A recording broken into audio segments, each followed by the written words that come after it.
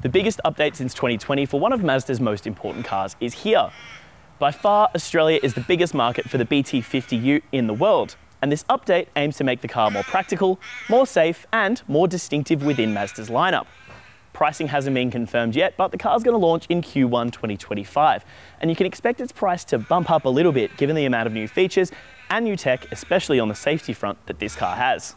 The proven Isuzu-sourced powertrain remains unchanged in the new BT-50, meaning an option of a 1.9 or 3-litre turbo diesel 4-cylinder engine, making either 110 kilowatts and 350 newton meters, or 140 kilowatts and 450 newton meters respectively. Currently, a choice between a 6-speed automatic or manual transmission is available before the update, and that should remain the same afterwards.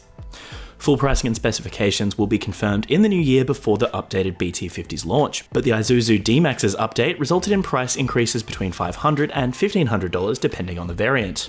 While staying within the bounds of Mazda's design language, the BT-50's done a few things differently now, and some of them include getting rid of things that other Mazdas still have.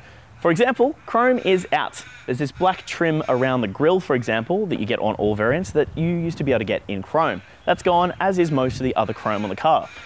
Of course, aside from the Mazda badge, which is much bigger than it was before. There's also some sharper headlights, and this color, red earth metallic, is the hero color for the model now as well. It's a pretty big facelift, but it's not a new generation, so once you get back past the redesigned front bumper, grille and headlights, also there's some new wheel designs and wheel arches, all the body paneling is the same, except for the tailgate, which is the other new body panel. This one's got struts for a soft open, and you could probably expect that on the car you buy if you get one. It's also got a new little bit of design down here, and apparently this new bit at the top is better for aerodynamics. Though in a ute, I don't know how much that really matters to you. Mazda's tried to make the interior a little more upmarket than you'd probably expect from a work ute, and in here, aside from the safety additions that the facelift brings, there's a bit on. For example, there's a new multimedia system that brings things hopefully a little bit more in line with the current decade. And beside that, for the driver, a new customizable 7-inch digital display as well. You can access all the safety stuff I mentioned in here as well, but also dials, actual physical dials instead of buttons or touchscreens, which are a welcome addition as well.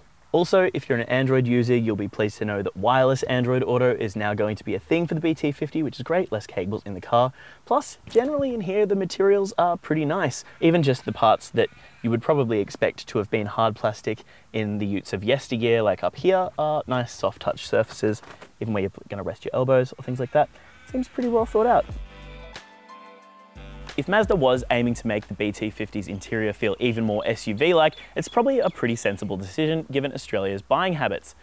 SUVs and utes are the two most popular segments in this country, and to me this feels a little bit more like a family adventure rig than it does a hardcore workhorse.